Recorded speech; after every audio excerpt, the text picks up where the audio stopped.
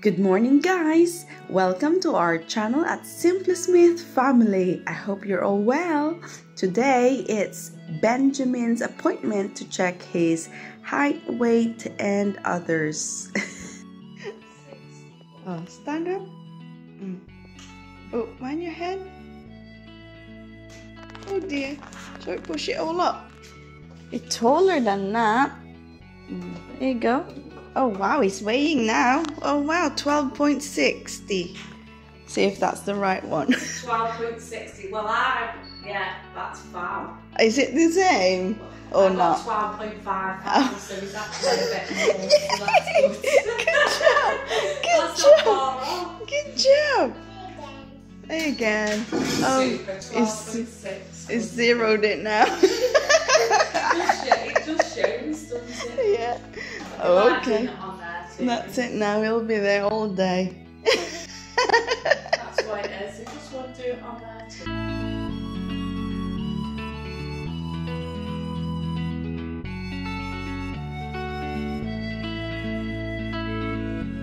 Ben? Oh, shall we go? Put your shoes on. Yeah? We know your height now. We know your weight. And jump. Ooh, good boy, number one. Such a good boy. Oh, be careful with that. So we know how tall you are now, don't we? Right, let's go get your shoes now. He doesn't want to sleep anymore. Oh, that's good. Healthy weight. Oh, is that your shelf? That's not our shelf. It looks like the same with ours. Oh, okay, thank you. Oh, put it on now, we're going. Yeah, we're going. Come on, Mama Sue's waiting for you.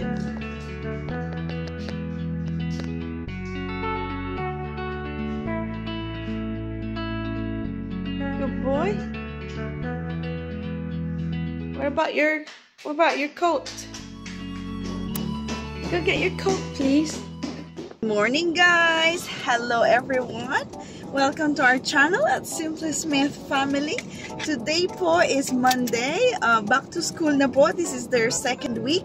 And Benjamin, we just been to a health visitor appointment. Yun yung routine check nila kapag 2 years old and 3 months or within, pagka nag-turn sila ng 2, they have this appointment with the health visitor to make sure everything's fine, like his development, his height, weight, yung mga ganon. If there are any concerns by the mom, how is he with physically, emotionally, and all that. So it's quite good. So lahat naman ng checks kay Ben, all good. So kaya tara na, i-drop off na natin siya sa kanyang childminder. Yan.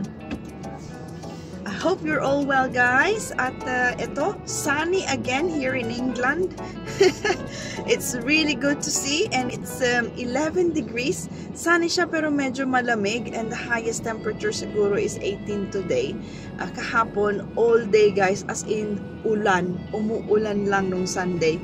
Tapos, nagmask kami. Hindi, umaraw siya in the afternoon. Tapos, so, tara, samahan nyo kami ulit sa ating channel. Busy tayo dito. Right. So, dito na tayo mag-U-turn.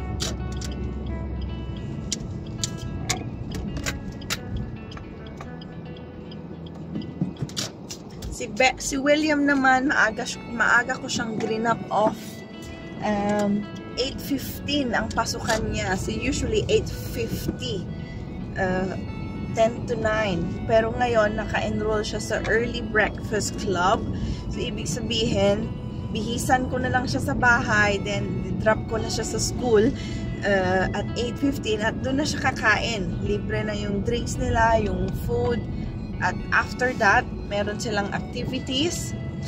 Keep them busy hanggang mag-open yung reception, hanggang yung actual start nila is 9 AM. Kaya maganda pala yung ganun, guys. Kasi maaga na siyang nagising eh. sometimes ayaw niyang kumain sa bahay ng ang aga-aga. So pagka nandun siya sa club, makikita niya yung mga other kids. So maganda kasi magagaya niya sila na, oh, they're eating. So with William naman, we have no problem eating. Ano naman siya, capable naman siya at he loves food. Lalo na pag gutom. Tukunin pa niya yung pagkain ng kapatid niya. Parang mahirap mag-join dito. Change ka tanong.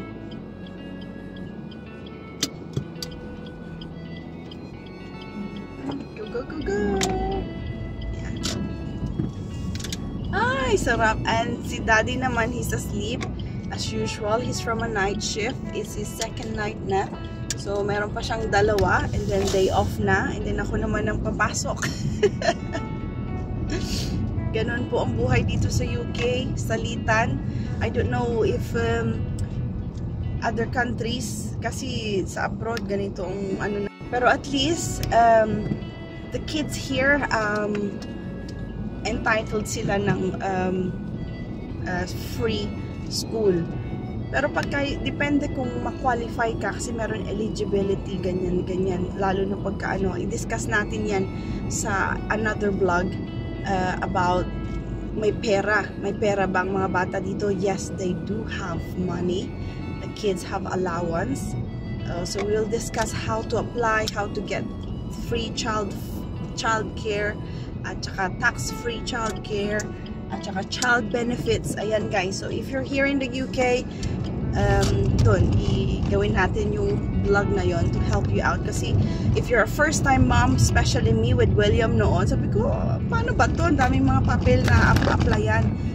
So syempre walang magsasabi sa'yo kung ano, depende na lang kung may mga friends ka or health visitor na sabihin, oh, you have to apply. Pero majority, wala kang ka-clue na meron ka palang maa-avail na help from the government.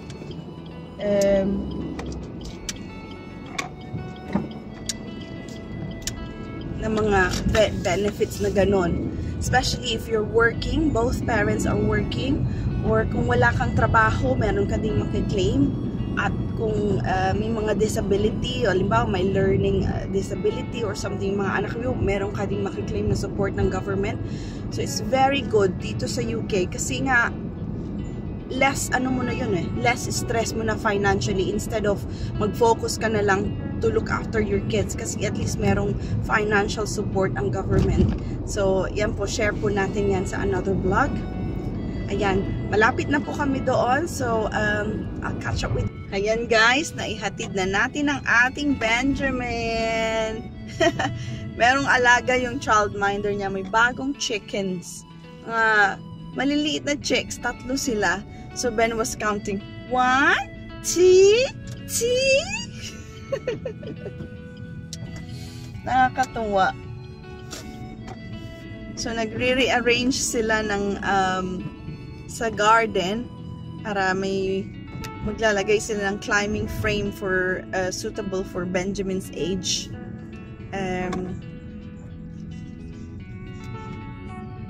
Kaya yon. nung narinig na naman niya na paalis ako, umiyak na naman. Pero before pa ako umalis na nasa sasakyan, tiningnan ko, okay naman na siya, nakaupo siya dun sa lap nung childminder niya, naglalaro sila. Seconds lang naman siyang umiyak kasi na-realize niya na iniwan ko siya doon. So anyway, so it's 11 o'clock na, ayan, kasi may appointment siya kanina. So usually 8 o'clock ang time na dinadrop off ko siya. So today, iba kasi meron siyang appointment sa health visitor.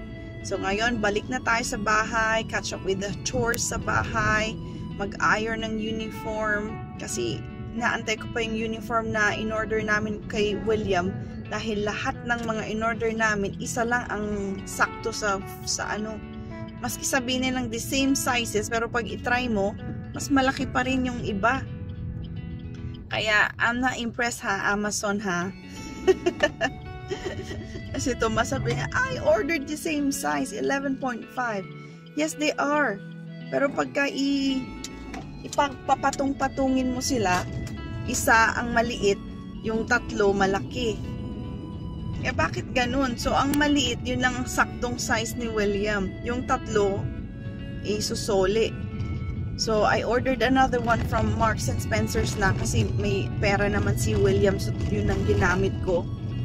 At, it will be delivered today daw. So, I have to get home para,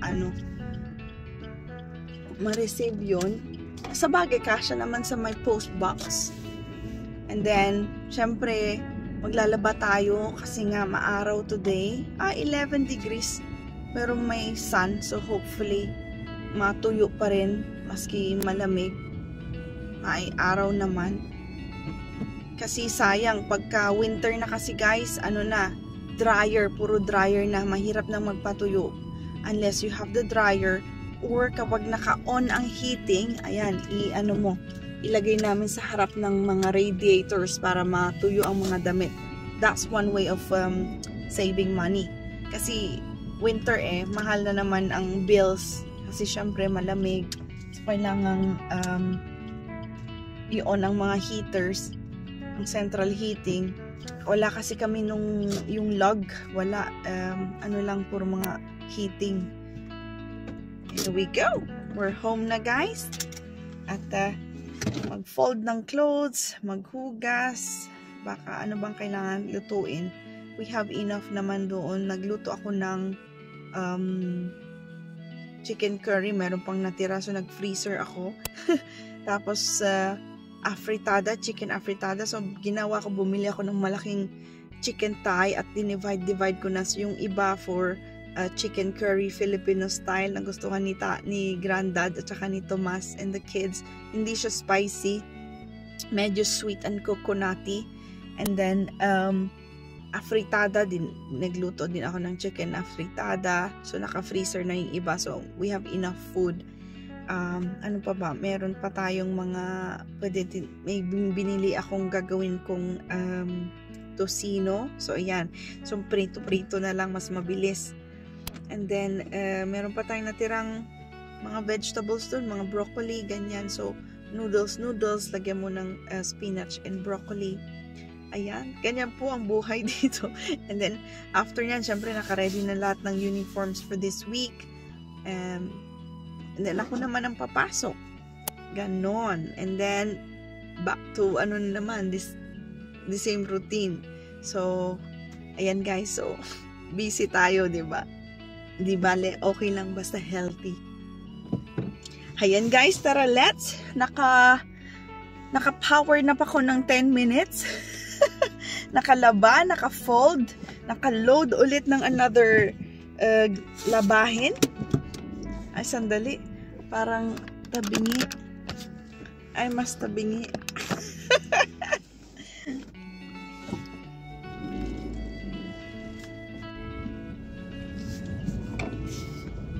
Ayan, time to collect William.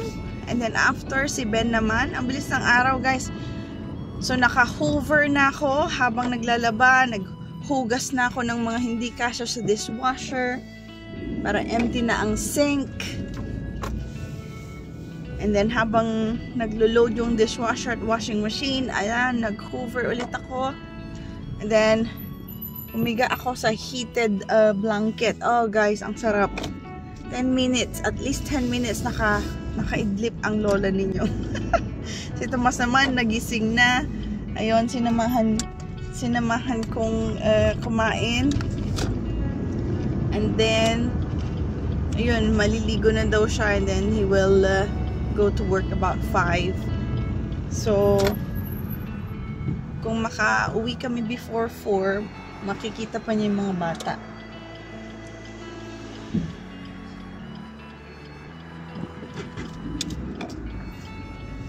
Ayan, magandang weather today. Umaraw, 18 degrees.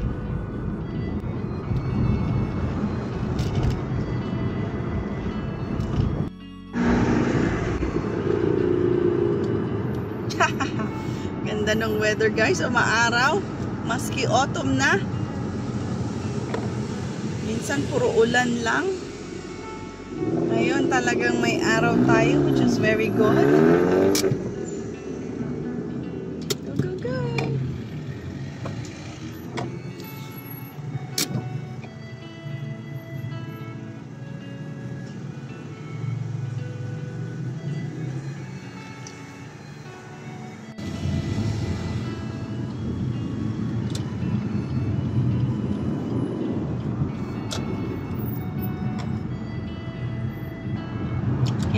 hopefully meron tayong parkingan kasi hindi na naman ako naka-avail dun sa may car park kasi na available for the parents. Pero 60 slots lang. So in 2 minutes na naka-online, wala na, ubos na. Ang bilis. Kaya magpa-park na lang tayo sa labas ng gate. Labas ng school. Or meron kasing malapit na cemetery dito. So yun ang gawain ko, guys. But I have to come early kasi wala, maubusan na tayo ng parkingan. Uy, pwede dito ah. Hindi, pasok na lang tayo dito sa cemetery. Diyos ko, parang ayan, nakapark na tayo. Malapit lang sa school. At least walang masyadong sasakyan pa. Kaya mas okay. At dadaan dito si Maring Christine. At makikichika tayo on the way sa school. Ayan. Ayan, guys. Kasama na natin si William. At ayan, as usual, gutom. So meron akong dalang snack. And one for Ben. Alright, let's go and collect Benjamin now. At ano daw, he's done well daw dun sa early breakfast club. So, I'm pleased with that. So, tuloy tayo tomorrow. Ganun ulit. 8:15 ulit siya papasok. And then, you slept 30 minutes, didn't you, William? Nakatulog daw siya ng half an hour na pagod. So, pinatulog ng teachers ng 30 minutes bago uwian. So, yan. Kaya medyo, ano siya, masaya. Okay naman yung ano niya. Pero nung nakita na niya yung car, ayaw niyang umuwi. Gusto niyang sundan sila Christian. Right, then guys, kunin na natin itong ating Benjamin. Ako, pagod ang itsura. Inaantok ang ating William. Ay, Mrs. Bloor!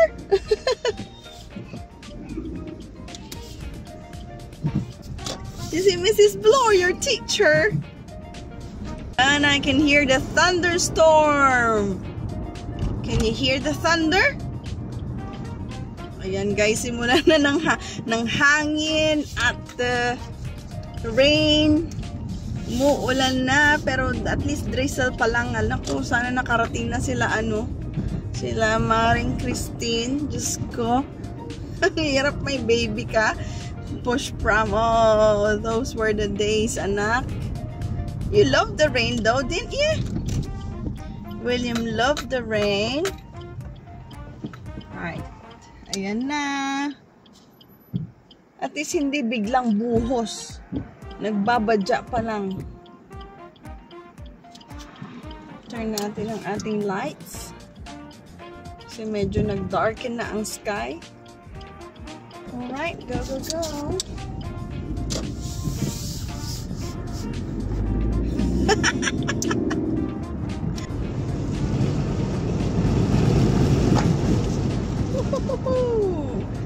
Nako, ang ating tires, one of the tires, 29 PSI lang daw. So, dapat 32, 33. So, PSI. So, okay. Nagdagan natin ng tubig. Ay, ng tubig. Ako, paano ba to?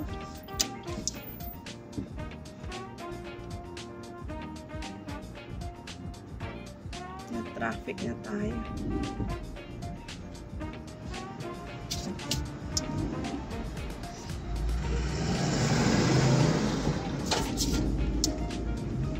Naku, nagla-lightning. Did you see the light, William? There's a lightning. Ayan na, guys. Yes, did you hear that? Did you hear it? Ayan na. Start na ng oh my God. What are you doing? Why are you crossing there? Oh my gosh. Ala, guys. Ala, guys. Todo na ditch. Oh, rain, rain, rain. Sabagay, ulan lang naman yan eh.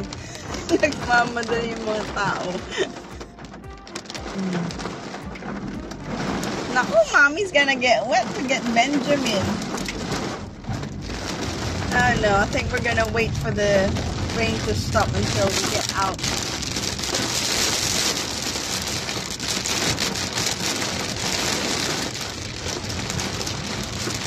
Yan, inabutan na tayo guys ng thunderstorm.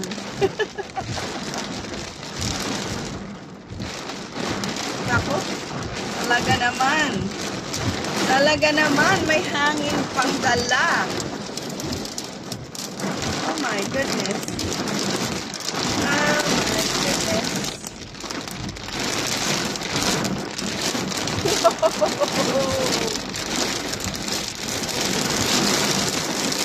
Oh my God. Shouldn't be under a tree. Oh yeah.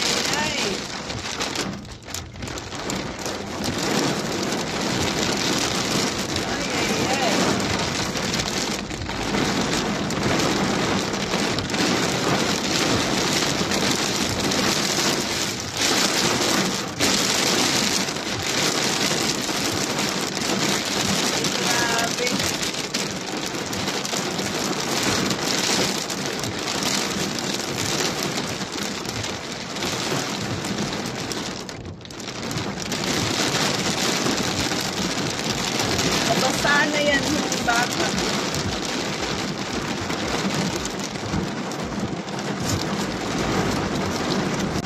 Diyos ko! Kawawa naman si Baby Ayla! Good guys, here we are. Ah, Benjamin's there watching. Benjamin's watching the rain.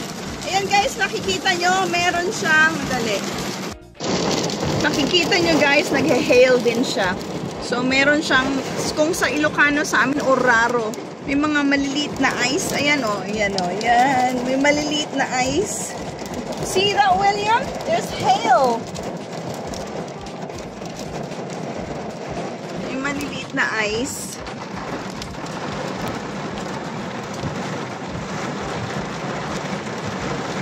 Ah, lightning as well.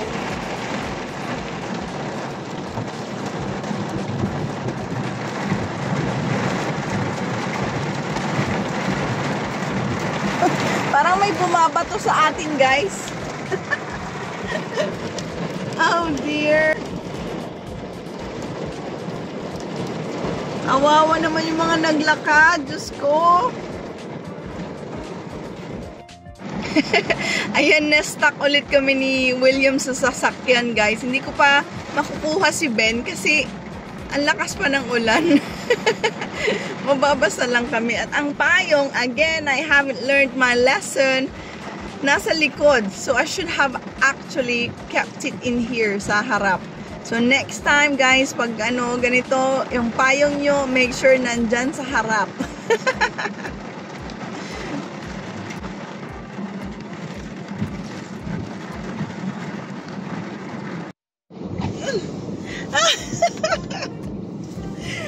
Ayan guys, I have to borrow William's coat. Thanks, William! I'm gonna dry that when we get home so that I can go and get the umbrella. Ayan, tumila na ang ulan, guys. Grabe. And Ben was there standing outside, not outside, by the door, waving at me like, yeah. Did you enjoy watching the rain? Yeah. Oh, you want a tractor tent? You want this one? Ladybird, alright. We'll go watch Ladybird and Tractor Ted, yeah? Yeah? Do you want it, Ben? What'd you say? No, thank you, Mommy. Okay. You mean you want it. Ayan, guys. Uwi na tayo. Naku, hindi na natin maabutan si Daddy. You ready? Good, good, good. I am as well.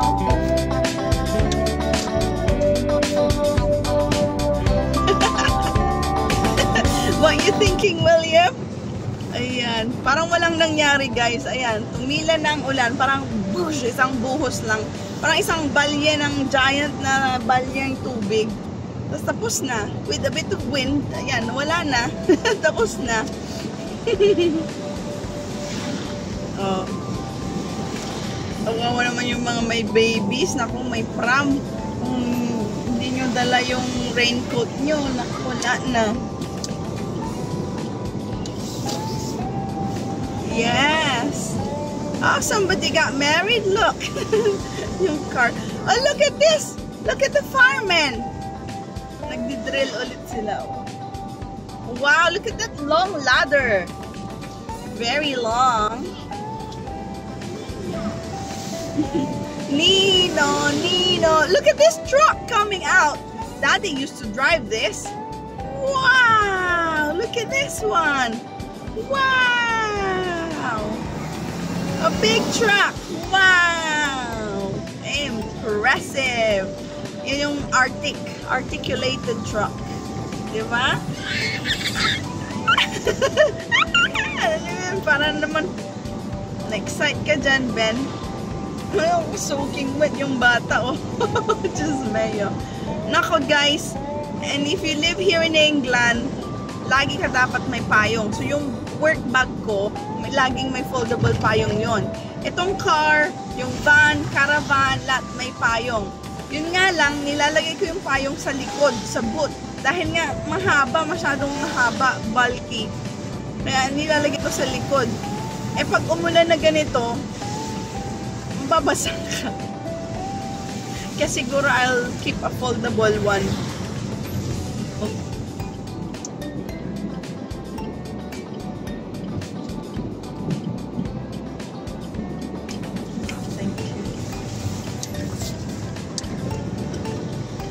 Nauna ako ni Manong Van. Very good. Laki ng...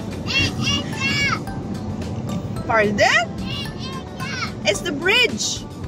Over the bridge. Under the bridge. Nako, eto. Oh! Splash! Ah! Ayan guys. One of the lowest point ng sa area namin yon. Kaya lahat ng tubig na accumulate under the bridge. Yung bridge na yon, yung railway. Yan. Daanan ng train. Nasa above ng road. Kaya, naku, paano kaya dun sa isang baha na naman dun? Kabawa ng mga bata. Basang-basa yung ulo nila. Ba't wala kasi kayong payong? Taga dito kayo, wala kang payong. Alam niyo naman, 365 days umuulan dito sa Inglaterra. Ano ba naman yan? Soaking ba naman bata? Oo guys, dito sa England, out of 10, 8 times umuulan. Ayan, we're home! Thanks for watching! Who's good looking? Me! Kagwapo naman ng mga batang ere.